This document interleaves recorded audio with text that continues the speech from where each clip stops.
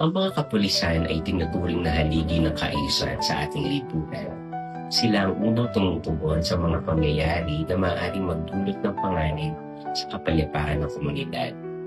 Ngunit higit sa kanilang tungkulin na magpatupad ng batas, mahalaga rin isaalang-alang na sila ay may malaking papel sa pangangalaga at pagpapahalaga sa ating kultura. Sa isang bansang mayaman sa kasaysayan at tradisyon, mahalagang ang bawat alagad ng batas ay may malalim na pag-unawa at respeto sa kultura ng mga taong kanilang pinaglilingkuran, tulad ng ating kulturang Pilipino.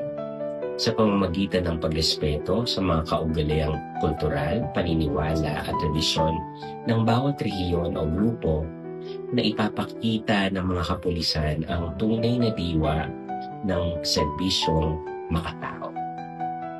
Ang isang pulis na may malasakit sa kultura ay hindi lamang sumusunod sa batas, kundi gumagalang din sa pagkakakilanlan sa bawat Pilipino.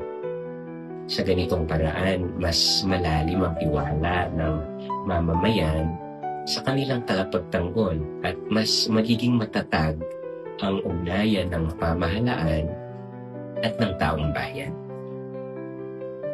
Ang tunay na kapayapaan ay hindi lamang nasusukat sa katahimikan, kundi sa pagkakaroon ng pagkakaunawaan at paggalang sa kultura ng isa't isa.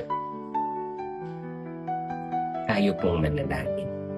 Dakilang mapaglikha, maraming salamat sa mga kapulisan na buong tapang at malasakit na naglilingkod sa aming bayan.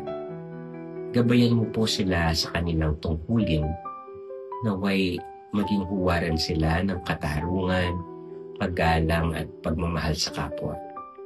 Itanim mo po sa kanilang puso ang pagpapahalaga sa kultura at pagkakaiba ng aming mga lahi.